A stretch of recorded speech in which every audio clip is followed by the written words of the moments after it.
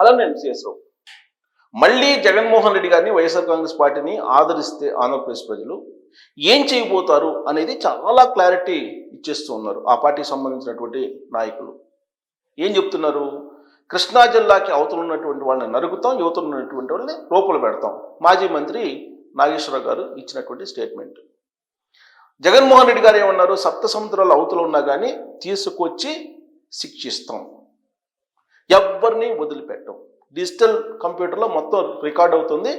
ఆ digital computer open చేసేసి అధికారంలోకి రాగానే వెంటనే అదే పని నేను చేస్తాను, మొత్తాన్ని లోపల పెట్టించేస్తాను. ఎవరిని? అధికారుల్ని, అలాగే తెలుగుదేశం పార్టీ వాళ్ళని, అందరినీ. ఇక కాకాని గోవర్ధన్ రెడ్డి గారు ప్రస్తుతం నెల్లూరు జిల్లా జైల్లో ఉన్నారు. ఆయన ఏమన్నారు? బట్టలు ఇప్పి నిలబెడతాం ఆయన అన్నమాట. ఇక జగన్మోహన్ రెడ్డి గారు ఏమన్నారు? కార్యకర్తల్ని ఎవరైతే టచ్ చేస్తారో, ఎవరైతే కేసులు పెడతారో ఆ పోలీసుల్ని పిలిచి ఆ కార్యకర్తలకి సెల్యూట్ చేపిస్తా పోలీసుల చేత. ఇది వాళ్ళు చెప్తున్నది. ఇప్పుడు తాజాగా ఏంటి జగన్మోహన్ రెడ్డి గారు చెప్తుంది? మేం గనక తలుచుకుంటే హత్యలు జరుగుతాయి అని చెప్పి చెప్తున్నారు ఆయన.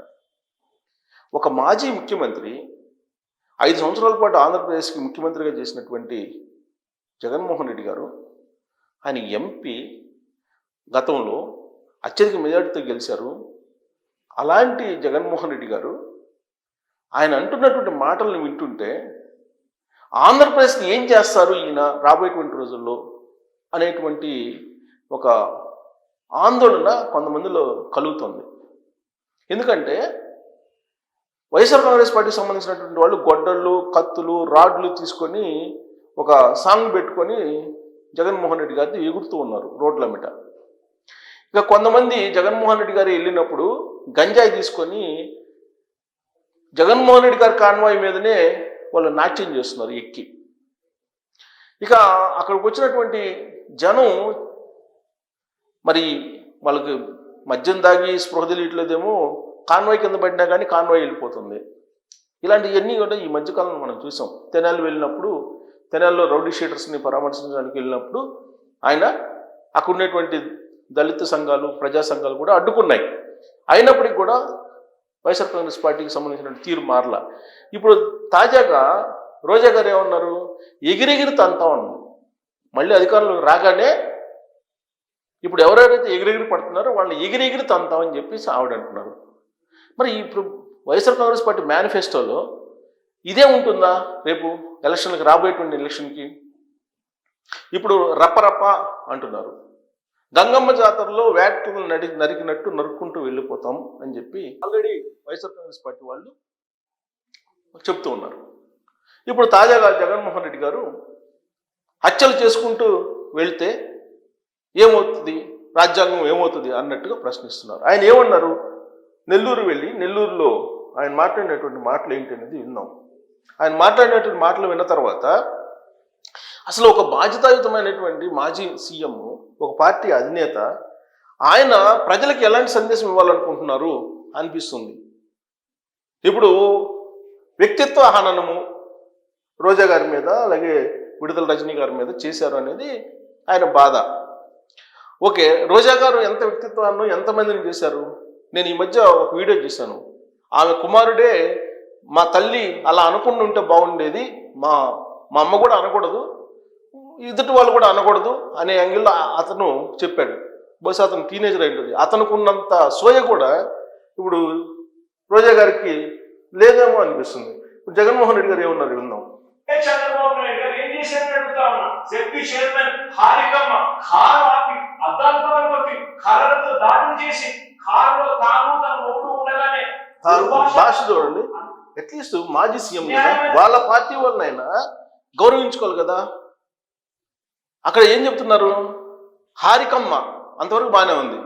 హారికమ్మను భయపించారు. ఆమె మొగుడు ఉండంగానే ఏంటి ఆ భాష? సొంత పార్టీలో ఉండేటువంటి మహిళలైనా సరే గౌరవిస్తూ మాట్లాడాలి కదా జగన్మోహన్ రెడ్డి గారు. మరి ఎందుకు ఆయన అలా మాట్లాడుతున్నారో ఒకసారి ఆయనే రివ్యూ చేసుకోవాలి. వారి మీద దాడి చేయడం అన్నది మీ డిక్షనరీలో అర్థం ఏమిటి చంద్రబాబు అడుగుతా ఉన్నా. మా మాజీ మంత్రి రజనమ్మ ఎంతటి దారుణమైన భాషతో మీ తెలుగుదేశం నాయకులు మాట్లాడారని అడుగుతా ఉన్నా. నేను అడుగుతా ఉన్నా, ఇవన్నీ ఎదుగుతా ఉన్నప్పుడు మీ మంత్రుల ఇళ్లకు, మీ ఎమ్మెల్యేల ఇళ్లకు ఇదే మాదిరిగానే మా వాళ్ళని కూడా పంపించి హత్య చేయించే కార్యక్రమం మొదలెడితే రేపు పొద్దున రాజ్యాంగం అనేది బతుకుతుందని అడుగుతా ఉన్నా. రాష్ట్రంలో లా అండ్ ఆర్డర్ అనేది ఉంటుందా? నేను మీ ఇళ్ళకి పంపించి హత్య చేయించేటువంటి ప్రయత్నం చేస్తే అని అంటున్నారు. అసలు ఆ ఆలోచన ఎందుకు వస్తుంది హత్యలు చేయించాలని చెప్పి? ఇప్పుడు రోజా గారు అలాగే విడుదల రజనీ గారి మీద తెలుగుదేశం పార్టీ వాళ్ళు ఏదో కామెంట్స్ చేశారని ఆయన చెప్తున్నారు. మరి అంతకుముందు భువనేశ్వర్ గారిని అసెంబ్లీ సాక్షిగా ఏమన్నారు అనేది జగన్మోహన్ రెడ్డి గారు మర్చిపోయినట్టున్నారు. అలాగే బ్రాహ్మణి గారికి సంబంధించినటువంటి పోస్టులు ఏమేమి పెట్టారో అది మర్చిపోయినట్టున్నారు వైఎస్ఆర్ కాంగ్రెస్ పార్టీ వాళ్ళు. ఇవాళ కూడా తెలుగుదేశం పార్టీ అధికారంలో ఉన్నప్పటికీ కూడా హోంశాఖ మంత్రి అనిత గారి గురించి పోస్టులు పెడుతున్నారు కదా వైఎస్ఆర్ కాంగ్రెస్ పార్టీ వాళ్ళు. మరి దీన్ని నివారించాల్సిన బాధ్యత ఫస్ట్ జగన్మోహన్ రెడ్డి గారి మీద ఉంది కదా. ఆ పార్టీకి సంబంధించినటువంటి అధినేతగా ఆ పార్టీకి సంబంధించిన సోషల్ మీడియాని కంట్రోల్ చేయగలిగితే యువతల వాళ్ళు కూడా అటాక్ చేయరు కదా. పవన్ కళ్యాణ్ గారి మీద ఎన్ని పోస్టులు పెట్టారు, పవన్ కళ్యాణ్ గారి పెళ్ళిళ్ళ మీద ఎన్ని పోస్టులు పెట్టారు, ఎవరిని వదిలేరు మీరు? అసలు ఎవరిని వదలలేదు కదా. లాస్ట్కి సొంత చెల్లెలు షర్మిల గారి మీద కూడా ఎంత దారుణమైనటువంటి ఆమె పుట్టుక మీదనే మీరు అనుమానిస్తూ పెట్టారు కదా. అసలు రాజశేఖర రెడ్డి గారికి పుట్టారా, రాజశేఖర రెడ్డి గారికి పుట్టినటువంటి ఆమెనా అనే యాంగిల్లో మీరు పోస్టులు పెట్టారు కదా వైఎస్ఆర్ కాంగ్రెస్ పార్టీ వాళ్ళు. మరి అంతకన్నా దారుణమైనయ్యా?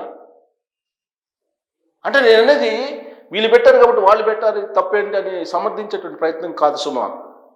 ఇది ఒక చెడ్డ అలవాటు రాజకీయాల్లో, సమాజానికి మంచిది కాదు. ఫస్ట్ ఆఫ్ ఆల్ ఒక పార్టీ అధినేతగా జగన్మోహన్ రెడ్డి గారు ఆ పార్టీలో ఉండేటువంటి వాళ్ళని నియంత్రించాలి, ఆ తర్వాత ఎదుటి వాళ్ళని ప్రశ్నించాలి. ఇప్పుడు ఏమంటున్నారు, నేను హత్యలు చేయిస్తాను అంటున్నారు. హత్యలు చేస్తే ఏమవుతుందని రాజ్యాంగం ఎలాంటి బీజం వేస్తా ఉన్నారు చంద్రబాబు, సిగ్గుతో తలంచుకోవాలా చేస్తా ఉన్న పనులకు అని చెప్పి చంద్రబాబు నాయుడు గట్టిగా మందలిస్తా ఉన్నారు. మందలిస్తున్నారంట చంద్రబాబు నాయుడు గారిని, ఒక ముఖ్యమంత్రిని మందలిస్తున్నారంట గట్టిగా. ఇదేనా రిక్వెస్ట్ చేసే పద్ధతి? ఒక ముఖ్యమంత్రి స్థానంలో ఉండేటువంటి వాళ్ళని మందలిస్తున్నారంట. నేను డిమాండ్ చేస్తున్నామని చెప్పాలి. తర్వాత వైఎస్ఆర్ కాంగ్రెస్ పార్టీకి సంబంధించిన మహిళ గురించి, ఆ మహిళ ఆవిడ హారికమ్మ అన్నారు, అంతవరకు బాగానే ఉంది గౌరవంగా. ఆ తర్వాత హారికమ్మ ముగ్గుడు ఉండగానే ఆవిడ చేశారంటున్నారు. సరే, వాడుక భాషలో పల్లె భాషలో తప్పు కాకపోవచ్చు, కానీ ఒక మాజీ ముఖ్యమంత్రి అలాంటి భాషను ఉపయోగిస్తున్నప్పుడు ఎబ్బెట్టిగా అనిపించట్లేదా? పైగా ఆయన ఏమంటారు, తెలుగుదేశం పార్టీ వాళ్ళ ఇళ్ళకి, మంత్రుల ఇళ్ళకి, ఎమ్మెల్యేలకి పంపించి హత్యలు చేపిస్తే ఏమవుతుంది అని అంటున్నారు. ఆగలరా మీరు అని అంటున్నారు. అరే ఏమనుకుంటున్నారు అసలు? సమాజంలో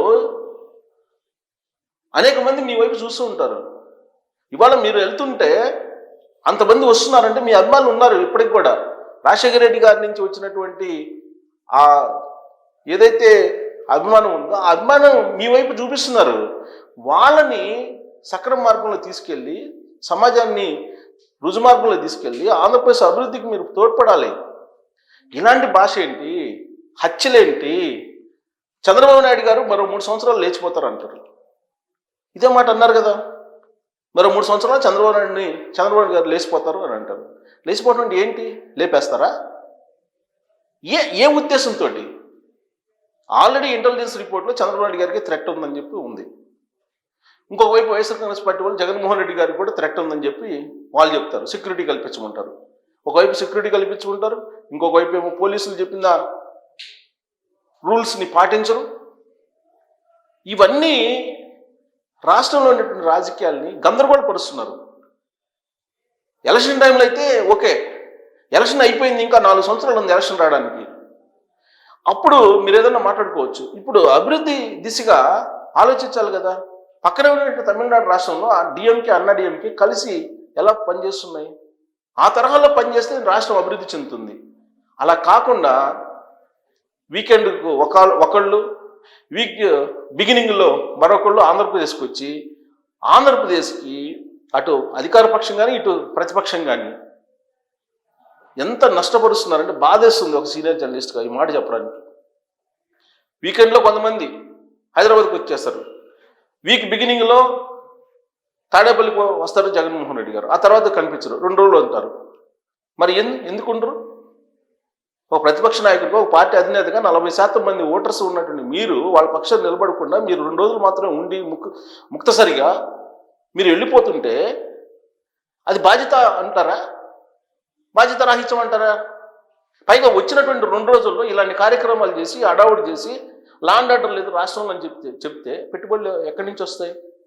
ఎవరు వస్తారు పెట్టుబడులు పెట్టడానికి రారు. మీరు కొంత తప్పు చేసి వెళ్ళారు, ఇప్పుడు ప్రభుత్వం కొంత తప్పు చేస్తుంది. వెరసి ఆంధ్రప్రదేశ్ ప్రజలు పరిస్థితి ఏంటి? ఇది ఆలోచిస్తున్నారా? ఇది ఆలోచించాలి కదా మీరు. ఈ దిశగా మీరు ఆలోచించే రాజకీయాలు చేస్తే సమాజానికి మంచిది. అంతేగాని మీ ఇళ్ళకి పంపించి హత్యలు చేపిస్తే ఏమవుతుంది, రాజ్యాంగం ఏమవుతుంది అని ప్రశ్నిస్తున్నారు. హత్యలు, లేపేటాలు, నరికేటాలు, రప్పరప్ప ఇదే నా భాష రాజకీయాల్లో. ఒకసారి మీరు ఆలోచించండి. రాబోయే రోజుల్లో అధికారం ఇస్తే మేమేం చేస్తామని చెప్పి జగన్మోహన్ రెడ్డి గారు చెప్తున్నారు. ఆల్రెడీ అందరికి గుర్తుండే ఉంటుంది. ఇవన్నీ ఉన్న తర్వాత మీరేమనుకుంటున్నారు? దీని మీద మీరు ట్రోల్ చేయొచ్చు. Thank you.